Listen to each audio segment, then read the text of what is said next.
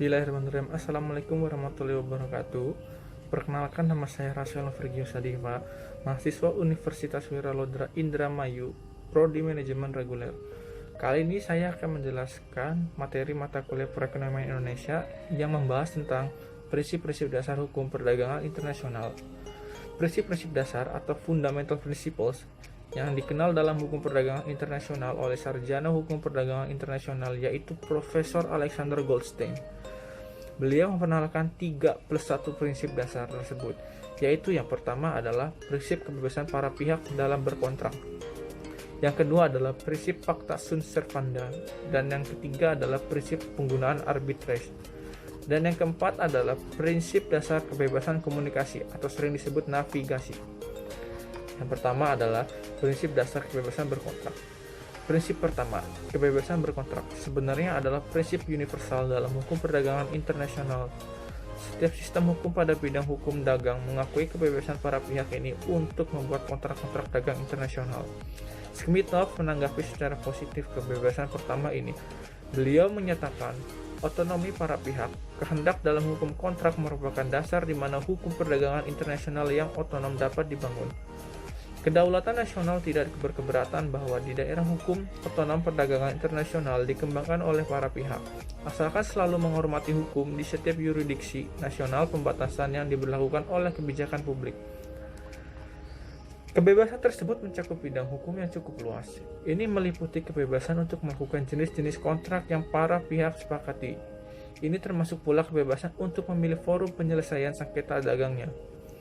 Ini mencakup pula kebebasan untuk memilih hukum yang akan berlaku terhadap kontrak dan lainnya. Kebebasan ini sudah tentu tidak boleh bertentangan dengan undang-undang, kepentingan umum, kesusilaan, kesopanan, dan lain-lain persyaratan yang ditetapkan oleh masing-masing sistem hukum. Yang kedua adalah prinsip dasar pacta sunt servanda. Prinsip kedua pacta sunt servanda adalah prinsip yang mensyaratkan bahwa kesepakatan atau kontrak yang telah ditandatangani harus dilaksanakan dengan sebaik-baiknya dengan tujuan itikat yang baik. Prinsip ini pun sifatnya universal. Setiap sistem hukum di dunia ini menghormati prinsip ini. Dan yang ketiga adalah prinsip dasar penyelesaian sengketa melalui arbitrage. Prinsip ketiga, prinsip penggunaan arbitrage tampaknya terdengar agak ganjil. Namun demikian, pengakuan Goldstein menyebut prinsip ini bukan tanpa alasan yang kuat. Arbitrage dalam perdagangan internasional adalah forum penyelesaian sengketa yang semakin umum digunakan. Klausul arbitrage sudah semakin banyak dicantumkan dalam kontrak-kontrak dagang. Oleh karena itulah, prinsip ketiga ini memang relevan. Goldstein menguraikan kelebihan dan alasan mengapa penggunaan arbitrage ini beliau jadikan prinsip dasar dalam hukum perdagangan internasional. Beliau menyatakan bahwa selain itu, sejauh penyelesaian perbedaan dirujuk ke arbitrage, tatanan hukum yang seragam sedang dibuat. Pengadilan arbitrage sering menetapkan kriteria selain yang ditetapkan di pengadilan. Arbiter tampak lebih siap untuk menafsirkan aturan secara bebas, dengan mempertimbangkan kebiasaan, penggunaan, dan praktik bisnis. Selanjutnya, fakta bahwa penegakan putusan arbitrage asing umumnya lebih mudah daripada penegakan keputusan pengadilan asing kondusif untuk preferensi arbitrage. Dan yang keempat adalah yang terakhir, prinsip dasar kebebasan komunikasi. Di samping 3 prinsip dasar tersebut, prinsip dasar lainnya yang menurut penulis relevan adalah prinsip dasar yang dikenal dalam hukum ekonomi internasional, yaitu kebebasan untuk berkomunikasi. Dalam pengertian luas, termasuk di dalamnya adalah kebebasan untuk bernavigasi.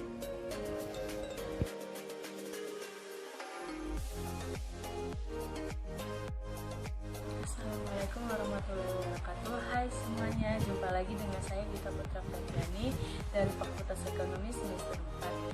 Di video kali ini saya ingin membahas tentang organisasi kerjasama ekonomi internasional baik dengan skala regional maupun multilateral. Yuk kita bahas bareng-bareng tentang materi ini.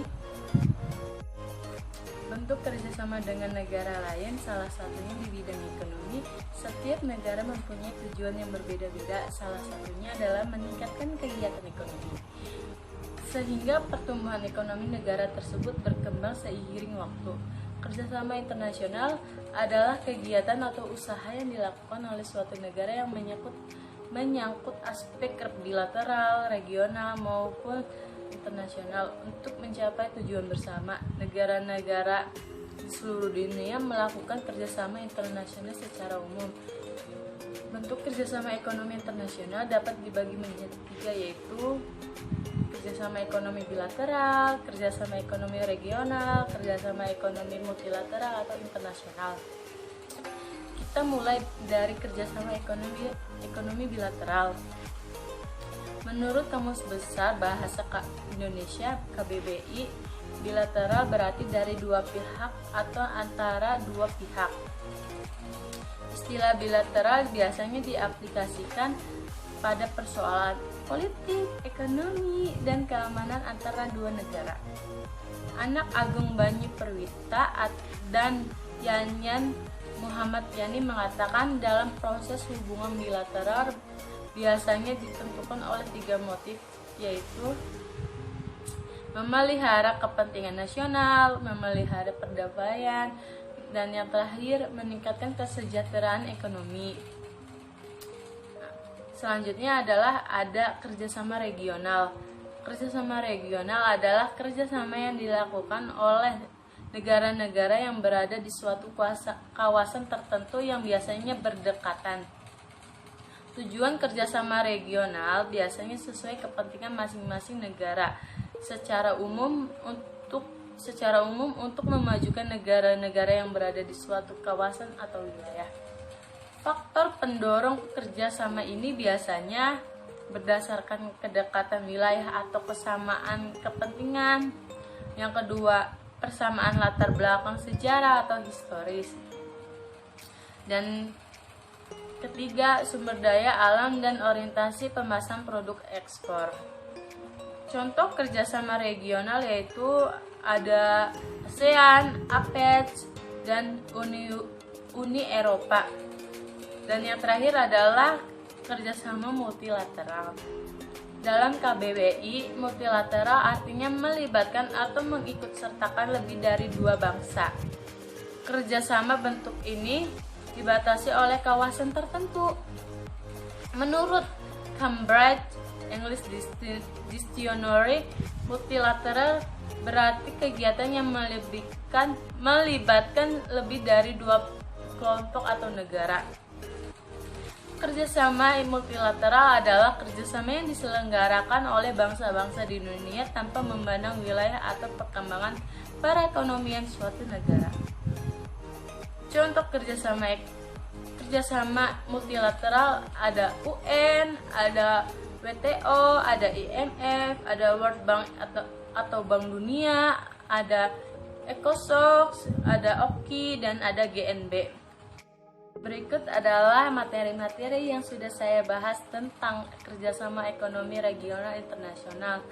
Wabillahi taufiq wal hidayah. Wassalamualaikum warahmatullahi wabarakatuh. Terima kasih.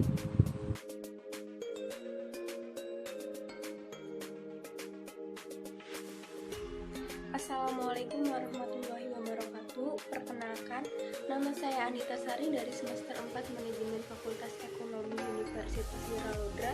Di sini, saya anggota kelompok 7 mata kuliah Perekonomian Indonesia akan menjelaskan mengenai analisis kebijakan perdagangan internasional. Kebijakan perdagangan internasional adalah segala tindakan negara atau pemerintah, baik langsung ataupun tidak langsung, untuk mempengaruhi struktur, arah, komposisi, serta bentuk perdagangan luar negeri atau kegiatan perdagangan. Adapun beberapa kebijakan yang dimaksud adalah: yang pertama, penetapan tarif. Tarif adalah sebuah pembebanan atas barang-barang yang melintasi daerah pabean, custom area. Sementara itu, barang-barang yang masuk ke wilayah negara dikenakan bea masuk. Dengan penerapan bea masuk yang besar atas barang-barang dari luar negeri, memiliki tujuan untuk memproteksi industri dalam negeri sehingga memperoleh pendapatan negara. Yang kedua, kuota impor. Kuota adalah kebijakan pemerintah untuk membatasi barang-barang yang masuk dari luar negeri.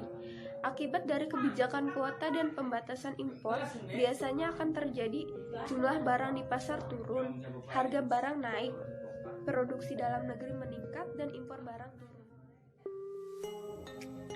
Yang ketiga, Larangan ekspor-impor. Kebijakan ini dimaksudkan untuk melarang masuknya produk-produk asing ke dalam pasar domestik. Hal ini dilakukan karena alasan politik dan ekonomi. Untuk alasan ekonomi, pelarangan impor bertujuan untuk melindungi dan meningkatkan produksi dalam negeri. Yang keempat, subsidi. Subsidi merupakan kebijakan pemerintah untuk membantu mengurangi sebagian biaya produksi per unit barang produksi dalam negeri, sehingga produsen dalam negeri bisa memasarkan barangnya lebih murah dan dapat bersaing dengan barang impor. Subsidi yang diberikan dapat berupa tenaga ahli, mesin-mesin, peralatan, fasilitas kredit, keringanan pajak, dan lainnya. Yang kelima, premi adalah suatu kebijakan yang diambil oleh pemerintah dengan memberikan tambahan dana pada produsen dalam negeri yang berhasil mencapai target produksi tertentu yang telah ditetapkan. Yang keenam, dumping. Dumping merupakan kebijakan pemerintah untuk mengadakan diskriminasi harga, yakni produsen menjual barang di luar negeri dengan harga yang lebih murah dari dalam negeri atau bahkan di bawah biaya produksi. Yang ketujuh, devaluasi adalah tindakan pemerintah untuk menurunkan nilai mata uang sendiri dengan sengaja terhadap uang asing. Akibat devaluasi ada dua. Yang pertama, harga barang-barang impor menjadi mahal. Yang kedua, harga barang-barang dalam negeri menjadi lebih murah di pasaran luar negeri. Tujuan devaluasi yang pertama, memperbesar ekspor. Yang kedua, memperkecil impor. Yang ketiga, menambah devisa. Sekian penjelasan dari saya. Kurang dan lebihnya mohon maaf. Terima kasih. Wassalamualaikum warahmatullahi wabarakatuh.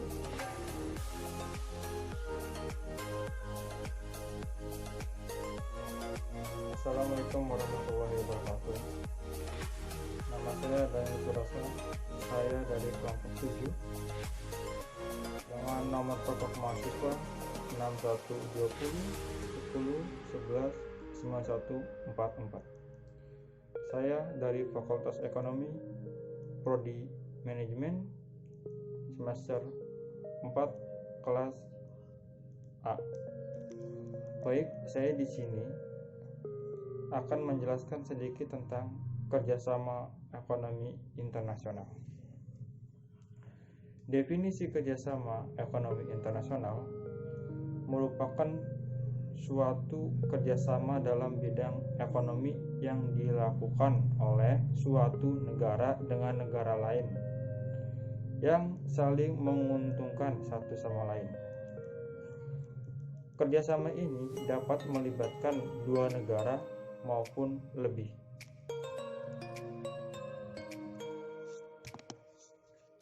Manfaat dari kerjasama ekonomi internasional untuk mencakup berbagai macam kebutuhan. Kerjasama ekonomi internasional juga dapat meningkatkan produktivitas ekonomi suatu negara untuk meningkatkan kesejahteraan ekonomi, pertumbuhan ekonomi, dan meningkatkan struktur kegiatan nasional. Kerjasama ekonomi internasional dapat meningkatkan pekerjaan menjadi lebih mudah dan ringan. Tujuan dari kerjasama ekonomi internasional itu sendiri mencakup 4 aspek. Yang pertama, menjaga perdamaian. Yang kedua, menjaga keamanan. Dan ketiga, meningkatkan kemajuan dalam berbagai bidang. Yang keempat, melengkapi kebutuhan negara itu sendiri. Baik, mungkin cukup sekian dari saya. Kurang lebihnya mohon maaf. Wassalamualaikum warahmatullahi wabarakatuh.